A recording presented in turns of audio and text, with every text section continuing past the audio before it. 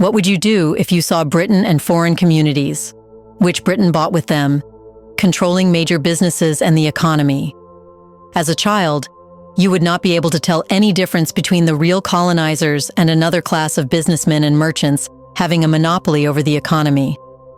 That foreign class preferred to live separately, much like the British colonizers, and avoided marrying the black Ugandan families. This foreign class was of Asians and was not considered much different from the British colonizers. The local people held hostility toward them. That's how young Idi Amin saw the Asians living in Uganda. Even after Uganda gained independence, the dominance of Asians remained. Many saw them as the legacy of colonizers. And when Idi Amin gained power as the dictator of Uganda, the first thing he decided to do was to expel about 80,000 Asians from Uganda. But why did he do that? What he actually thought about Asians and why deporting them was the only option? In this video, let's find out.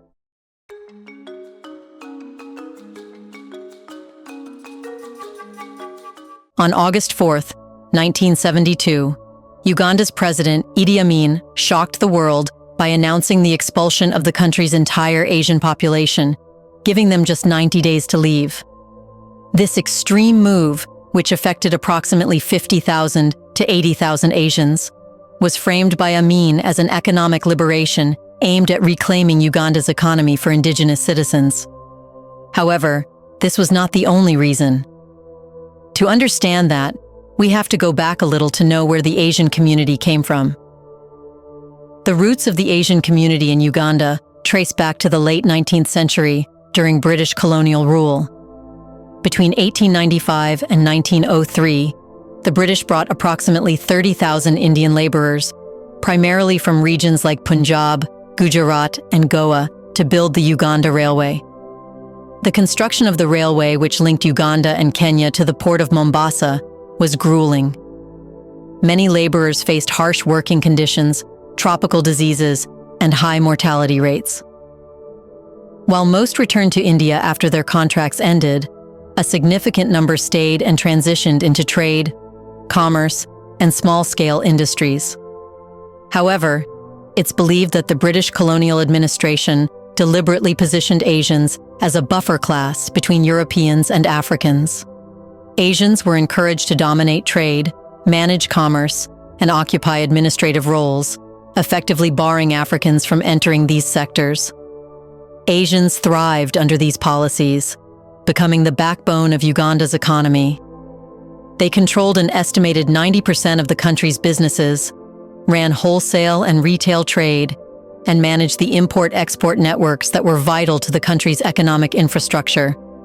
However, this success came at a cost. Africans, marginalized by colonial policies, were excluded from economic opportunities and education, leading to deep resentment. Asians, while economically dominant, were socially and culturally distinct. They lived in segregated urban neighborhoods, maintained their traditions, and rarely integrated with the African majority. This cultural and economic separation created a perception of Asians as outsiders benefiting at the expense of the local population. When Uganda gained independence in 1962, these divisions became more pronounced. The new African-led government wanted to assert control over the nation's economy and address historical inequalities. However, Asians, who still held British citizenship due to colonial policies, were perceived as a privileged group resistant to full integration into Ugandan society. It's believed that they were seen as loyal to Britain rather than Uganda, which further fueled nationalist sentiments. By the time Idi Amin seized power in a military coup in 1971, the resentment toward Asians had reached a boiling point. He had seized power in a military coup while Obote was attending a Commonwealth conference in Singapore. Amin initially presented himself as a unifying leader and promised to bridge divisions within Uganda. Many Asians, particularly non-citizens involved in trade and industry, welcomed his rise to power. They hoped his leadership would address the frustrations they faced under Obote, including delays in citizenship applications and restrictive economic policies. However, Amin had plans to exploit the feeling of resentment of local Ugandans toward Asians. He later positioned himself as a champion of Uganda's indigenous population. He accused Asians of economic exploitation, claiming they were hoarding wealth, refusing to integrate, and undermining Uganda's sovereignty. By late 1971, Amin's attitude toward the Asian community began to shift. In December of that year, he convened a meeting with Asian representatives in Kampala, where he accused them of disloyalty to Uganda and a litany of economic offenses. These accusations included violating exchange control regulations, smuggling goods, hoarding products to create artificial shortages, charging inflated rents to Africans, evading taxes, and corrupting officials. Amin's rhetoric painted Asians as profiteering outsiders who were sabotaging Uganda's economy and exploiting its people. Amin framed the expulsion as a necessary step to free Uganda from neo-colonial control and ensure its wealth benefited indigenous Ugandans. After setting the stage, policies were implemented with iron hands. On August 4, 1972, while addressing the airborne regiment in Tororo, Amin announced his decision to expel Uganda's Asian population. This policy initially targeted approximately 80,000 Asians, but its scope quickly expanded. According to the 1969 census, Uganda's Asian population numbered just over 74,000. Before we continue further, tell us, are you enjoying the video? If yes, please like and share the video and subscribe to our channel to watch more videos on Black Africa. Let's continue now. Of these, approximately 25,000 were Ugandan citizens, while the remainder held British, Indian, Pakistani, or Bangladeshi nationality. Although Amin initially exempted Ugandan citizen Asians and certain professionals like doctors and engineers, his statements grew increasingly contradictory. By mid-August, he announced that all Asians, including citizens, would be required to leave. Amin's expulsion policy caused panic among the Asian community. Families were forced to abandon businesses, homes, and personal belongings. The private sale of property was prohibited, except for essential items like clothing and furniture, leaving most Asians with no way to liquidate their assets.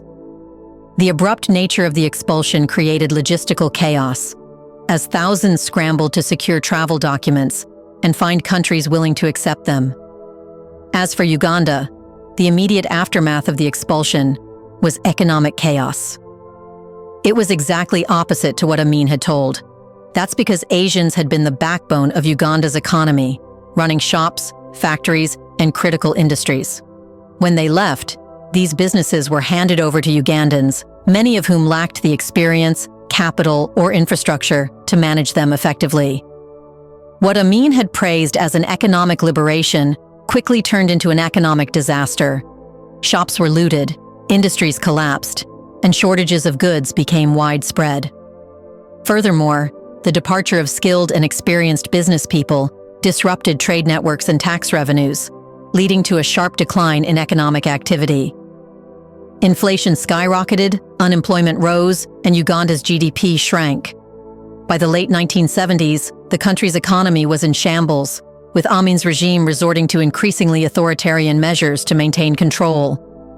Critics accused him of ethnic cleansing and xenophobia, arguing that the expulsion was driven more by populism and personal ambition than by genuine economic concerns.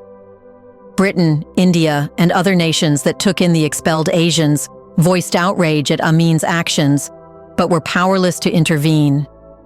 However, within Uganda, the expulsion initially strengthened Amin's popularity among sections of the population that felt excluded from economic opportunities.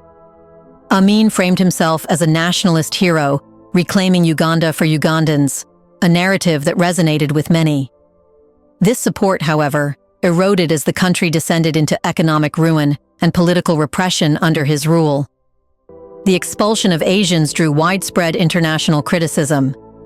British Prime Minister Edward Heath condemned the policy, labeling it as discriminatory and unjust. Britain, responsible for approximately 25,000 British passport-holding Asians, organized evacuation flights to resettle them in the UK. The first flight arrived at Stansted Airport on September 18th, marking the beginning of a large-scale resettlement effort. Despite the British government's efforts, the influx of refugees triggered mixed reactions among the British public. with some expressing hostility toward the new arrivals.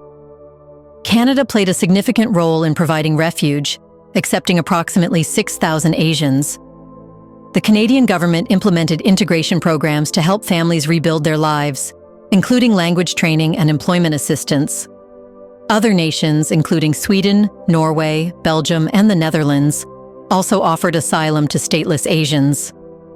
The United States accepted approximately 1,500 refugees, prioritizing skilled professionals who could contribute to the American economy. For many Asians, the journey to safety was full with hardship. Families struggled to secure exit permits and endured harassment, extortion, and intimidation from Ugandan officials. Those traveling by train to Mombasa, Kenya, faced overcrowded and unsanitary conditions before boarding ships to destinations like Karachi, Pakistan. Personal belongings, left abandoned at train stations and ports, were often looted or destroyed. Many families arrived in their new countries with little more than the clothes on their backs, forced to rebuild their lives from scratch. This experience was deeply traumatic. Families were uprooted from homes they had lived in for generations and forced to leave behind businesses, savings, and personal possessions. Many faced cultural and economic hardships as they rebuilt their lives in new countries. Despite these challenges, the Asian diaspora demonstrated extraordinary strength. In Britain, Canada, and other host nations, expelled Asians made significant contributions to their adopted societies. They established businesses, excelled in professions, and integrated into local communities while preserving their cultural heritage. As for Idi Amin, he justified the expulsion as a necessary measure to free Uganda's economy from British Indian control, framing it as an anti-colonial act rather than a racial issue. He argued that the Asian problem was a British problem, holding Britain responsible for bringing Asians to Uganda during the colonial era.